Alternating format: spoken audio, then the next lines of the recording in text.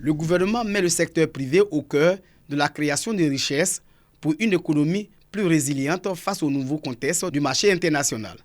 Pour relever ces défis majeurs, la Chambre de commerce et d'industrie de Côte d'Ivoire a un rôle primordial à jouer, d'où ces séminaires de formation à l'endroit des 102 nouveaux élus de la Chambre consulaire.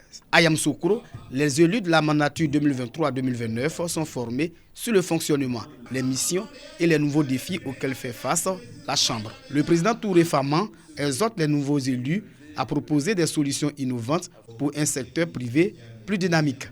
Former nos membres et ensuite organiser un séminaire afin de leur permettre justement d'analyser les différents problèmes qui se posent à nous pour que nous puissions effectivement trouver des solutions et ce que nous pouvons régler à notre niveau, régler et ce qui est à un certain niveau, aller vers nos autorités. Le représentant du ministre du Commerce et de l'Industrie présente les attentes et les nouveaux défis que doit relever le secteur privé pour une transformation de l'économie ivoirienne. Les conclusions de ce séminaire sont donc attendues avec beaucoup d'impatience, car elles devraient permettre d'élaborer des stratégies efficaces qui devraient accroître les capacités de la Chambre de commerce et d'industrie à mener des actions encore plus impactantes et plus visibles, car il s'agit de répondre efficacement aux besoins actuels de nos entreprises, mais aussi de les préparer à capitaliser sur les opportunités futures.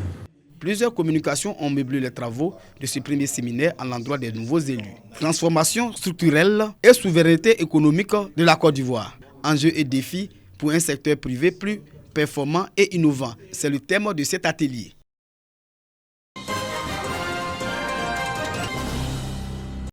La Côte d'Ivoire fait face à une augmentation d'infections au VIH, particulièrement chez les jeunes de 15 et 25 ans. Près de 40% de nouveaux cas enregistrés selon le ministère de la Santé. La promotion des droits à la santé sexuelle et reproductive des jeunes s'impose. C'est l'objectif de la phase 2 du programme dénommé « C'est la vie ». La Côte d'Ivoire a été toujours un partenaire clé du programme « C'est la vie ». C'est un pays qui a beaucoup aussi de défis à relever en matière de la santé de la jeunesse. Donc nous avons bien naturellement pour cette phase 2 inclus la Côte d'Ivoire pour pouvoir appuyer le ministère de la Santé et le ministère de la Femme dans l'atteinte des résultats. Nos jeunes sont notre avenir et il est de notre devoir de les sensibiliser, de les éduquer et de les protéger. C'est la vie nous incite tous à agir en nous exposant aux défis sociétaux et en nous présentant les bonnes pratiques à adopter. Ce programme, en collaboration avec le ministère de la Santé, adopte une approche inclusive qui vise à garantir un accès équitable et égalitaire aux services et produits de la santé sexuelle et reproductive.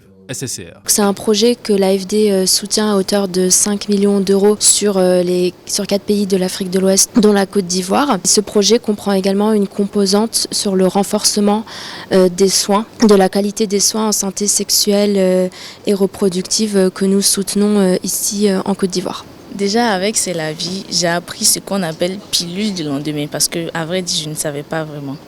Donc C'est la vie va nous apprendre certains sujets dont on ignorait concernant les méthodes contraceptives, la santé reproductive, et tous les problèmes qui sont en rapport avec les jeunes en particulier. Dans sa mise en œuvre, le projet propose une communication adaptée pour accroître la demande et faciliter l'accès à des services et produits de qualité.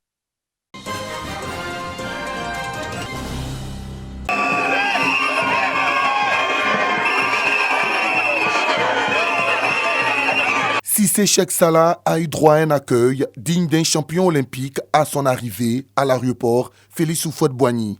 Médaille de bronze aux Jeux Olympiques de Paris 2024, Cissé Cheikh Salah dédie sa médaille au couple présidentiel ainsi qu'au peuple de Côte d'Ivoire. Ils ont des sentiments de reconnaissance envers le président Alassane Ouattara et la première dame Dominique Ouattara, qui n'ont pas hésité à mettre la jeunesse ivoirienne au cœur de leur projet et en initiant une année de la jeunesse.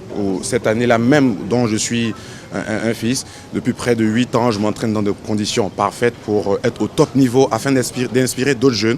Et je suis quand même très reconnaissant et aussi reconnaissant envers la jeunesse ivoirienne, la population ivoirienne qui me soutient. La performance de Cissé Cheikh Salah est saluée par les ministres Amadou Koné et Miss Belmondo Dogo. Nous sommes fiers que ce soit un enfant de Bouaké qui ramène la médaille. mais c'est vraiment une médaille pour toute la Côte d'Ivoire.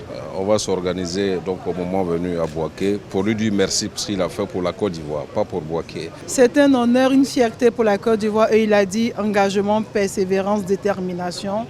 Il doit rester le flambeau de la jeunesse ivoirienne pour montrer l'exemple à tous les jeunes pour dire qu'il y a l'école mais il y a aussi le sport. Cette médaille est la deuxième aux Jeux Olympiques pour Cissé Cheikh Salah après l'or en 2016 à Rio de Janeiro.